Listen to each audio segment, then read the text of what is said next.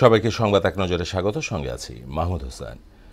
র্যাবের আয়নাঘর ছিল তদন্তের স্বার্থে জুলাই বিপ্লবের পরেও সেভাবে রাখা হয়েছে বলে জানিয়েছেন সংস্থার মহাপরিচালক AKM শহীদুর রহমান।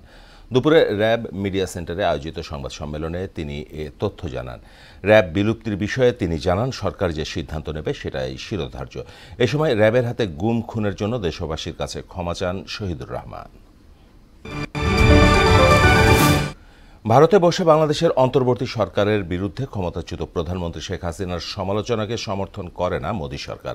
বুধবার ঢাকায় দুই দেশের পররাষ্ট্র সচিব পর্যায়ের এক বৈঠকে এ কথা বলেন ভারতের পররাষ্ট্র সচিব বিক্রম মিস্ত্রি। এছাড়া ভারত বাংলাদেশ সম্পর্ক কোনো একক রাজনৈতিক দল বা সরকারের মধ্যে সীমাবদ্ধ নয় বলে এক প্রতিবেদনে জানিয়েছে দ্য হিন্দু। সংস্কার নয়, নির্বাচনকে বিএনপি প্রাধান্য দিচ্ছে এমন ধারণা ভুল বলে দাবি করেছেন দলটির মহাসচিব মির্জা ফখরুল ইসলাম আলমগীর। দুপুরে হযরত শাহজালাল আন্তর্জাতিক বিমানবন্দরে পৌঁছানোর পর তিনি আরও জানান, আলোচনার মাধ্যমে ভারত বাংলাদেশের সংকট নিরসন করতে হবে।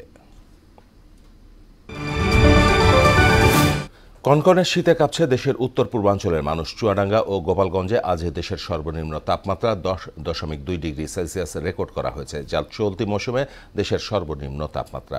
হালকা কুয়াশার সঙ্গে হিমশীতল বাতাসে মানুষের জীবনযাত্রায় নেমে এসেছে সীমাহীন দুর্ভোগ।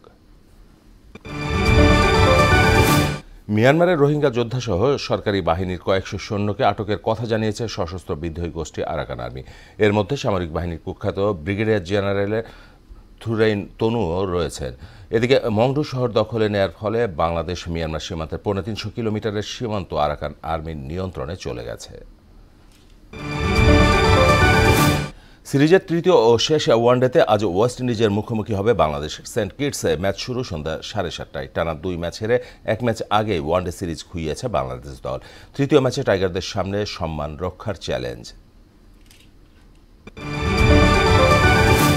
NCL T20-তে সিলেটকে 12 রানে হারিয়ে আসরের প্রথম জয়ের মুখ দেখেছে চট্টগ্রাম।